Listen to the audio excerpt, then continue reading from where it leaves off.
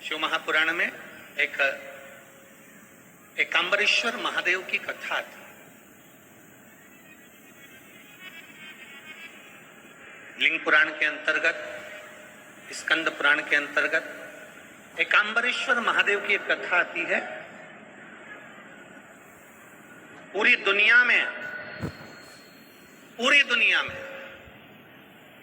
भारत की भूमि पर कहीं पर भी आप घूम ले, आपको मंदिर के अंदर पाषाण के शिवलिंग मिलेंगे, मंदिर के अंदर पारद के शिवलिंग मिलेंगे, मंदिर के अंदर स्फटिक के शिवलिंग मिलेंगे, मंदिर के अंदर लकड़ी के शिवलिंग मिलेंगे, मंदिर के अंदर आपको पुखराज के शिवलिंग मिलेंगे, मंदिर के अंदर पीतल का शिवलिंग मिलेगा, मंदिर के अंदर चांदी का शिवलिंग मिलेगा, मंदिर के अंदर सोने का शिवलिंग मिलेगा। पर भारत की भूमि पर एक मंदिर, पूरी भारत की भूमि पर एक मंदिर ऐसा है, कांचीपुरम का, तमिलनाडु का, एकांबरेश्वर महादेव का, जहां पर मिट्टी का पार्थिव शिवलिंग मिलता है। पूरी दुनिया में एक मंदिर ऐसा है।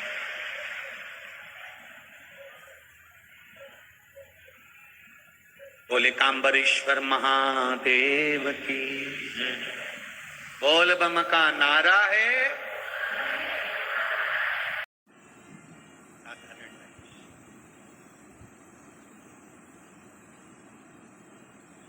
शिव साधारण है।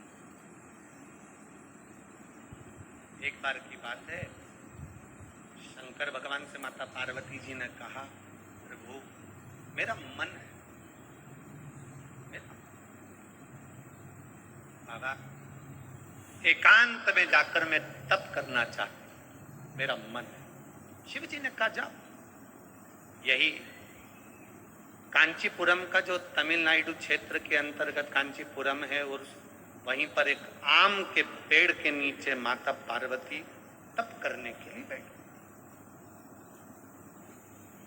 आम के पल्लों में, आम के पेड़ के नीचे, आम के वृक्ष के नीचे तप। जब माता पार्वती जी ने आम के वृक्ष के नीचे तप किया, इसको थोड़ा समझो,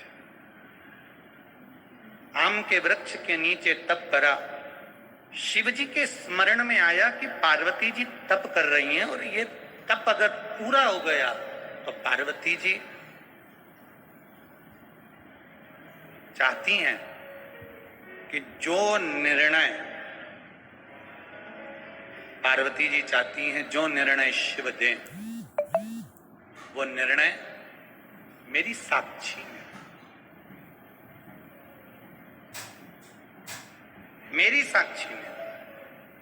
बाबा देवादित्य महादेव ने यह बात तो पार्वती जी से पहले भी कह दी थी कि पार्वती कोई भी निर्णय दूंगा ये तेरी साक्षी में दूंगा, पर पार्वती मैया चाहती है साक्षी में निर्णय,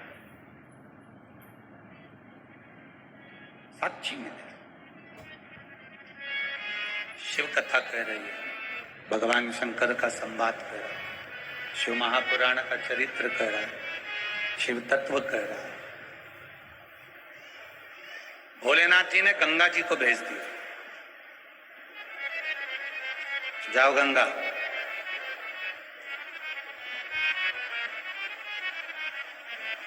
जाकर गंगा जी इतना तेज पानी का वेग लेकर जाना कि पार्वती की तप साधना टूटे।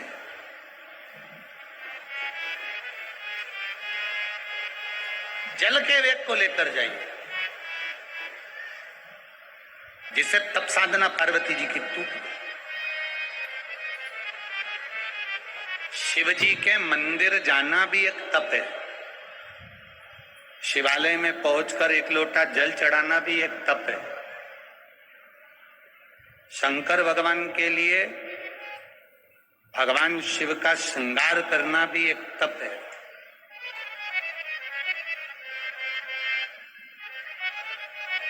और किसी साधारण व्यक्ति को, प्यासे को पानी पिलाना, भूखे को भोजन कराना, ये भी एक तप साधना का ही मूल तत्व है। ये तप साधना का मूल तत्व।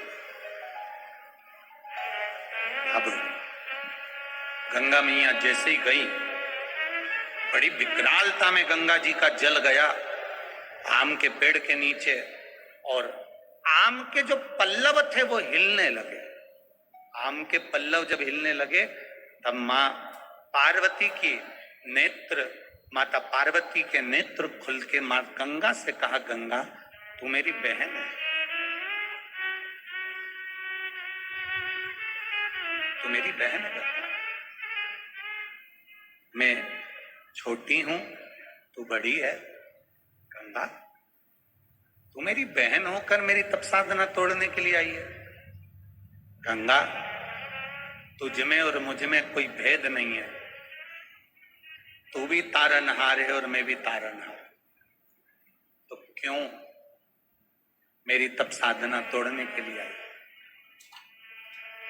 गंगा जी ने हाथ जोड़कर अपनी बहन से कहा कि मुझे शिव जी ने भेजा, भगवान देवादिदेव महादेव ने मुझे भेजा। तो गंगा अब तू बता, ऐसा मैं क्या करूं जिससे मैं देवादिदेव महादेव से एक वर प्राप्त करूं? तू ऐसा सरल सा साधन बता। तू एक, इसकी हवा आ रही है, इसको थोड़ा नीचे कर दे। तू एक सरल सा साधन बता दे, थोड़ा सा नीचे कर दे। गंगा जब तुम एक सरल सा साधन बता दोगी तो ये निश्चितता है कि मेरे को शिव की प्राप्ति होगी। आप एक सरल सा साधन बता दिए, बिल्कुल सरल सा साधन। और सुन लो दतिया वालों, जितनी भी दतिया में मेरी जिज्जियां बैठी हैं सब सावधानी से सुन लीजिए, और जितने मेरे जीजा बैठे हैं ना, क्या बोलते हैं इधर, लाला जी, तो बड़े सावधानी से सुनिएगा। और जितने आस्था चैनल पर सुन रहे हैं और जितने फेसबुक यूट्यूब पर सुन रहे हैं, बड़े सावधानी से। पार्वती जी गंगा जी से पूछ रही हैं एक सरल साधना, एक सरल भाव, शिव को प्राप्त करने का एक सरल तरीका। गंगा जी ने कह दिया, सबसे सरल तरीका मैं तुम्हें बता रही हूं, मिट्टी लाओ, उसका एक शिवलिंग का निर्माण करो। वो शिवलिंग का निर्माण करोगे और निर्माण करने पर उस शिवलिंग को बनाते समय तुम्हारे हृदय में जो भाव आएगा, देवादिदेव महादेव तुम्हारी वो मनोकामना उसी क्षण पूरा कर देगा। निर्माण के समय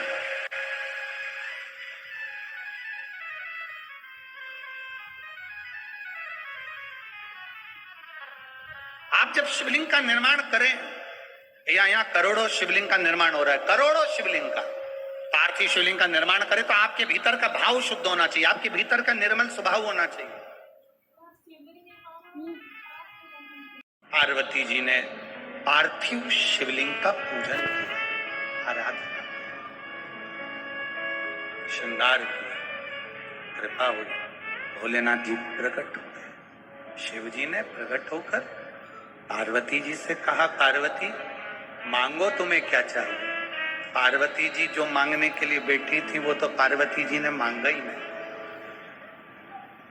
पार्वती मैया जो मांगने बैठी थी वो तो मां जगत जननी पार्वती ने मांगा ही,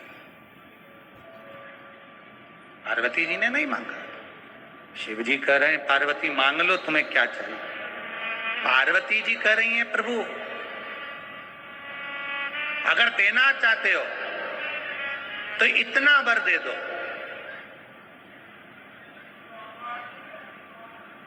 कि जिस पार्थिव शिवलिंग को मैंने बनाया है, ये जो मिट्टी का शिवलिंग मैंने निर्माण किया है, पार्थिव शिवलिंग जो मैंने बनाया है, ये संसार सागर में कभी भी नष्ट ना हो और पार्थिव शिवलिंग का निर्माण करने वाला कभी बर्बाद ना हो, उन्नति पर चढ़ता चले।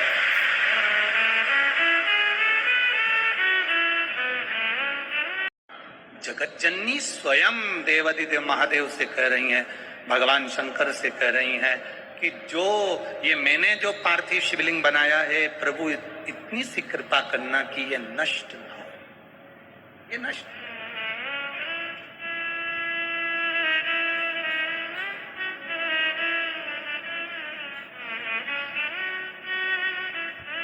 जो हमने पार्थिव शिवलिंग बनाया है ये कभी नष्ट ना हो।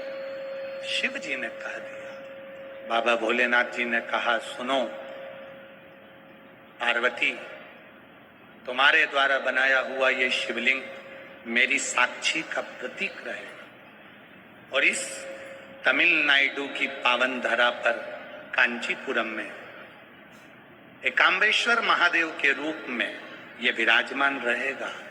पार्वती जी बोली ये तो मिट्टी का है, टूट जाएगा। शिव जी कहते हैं इस ब्रह्मांड में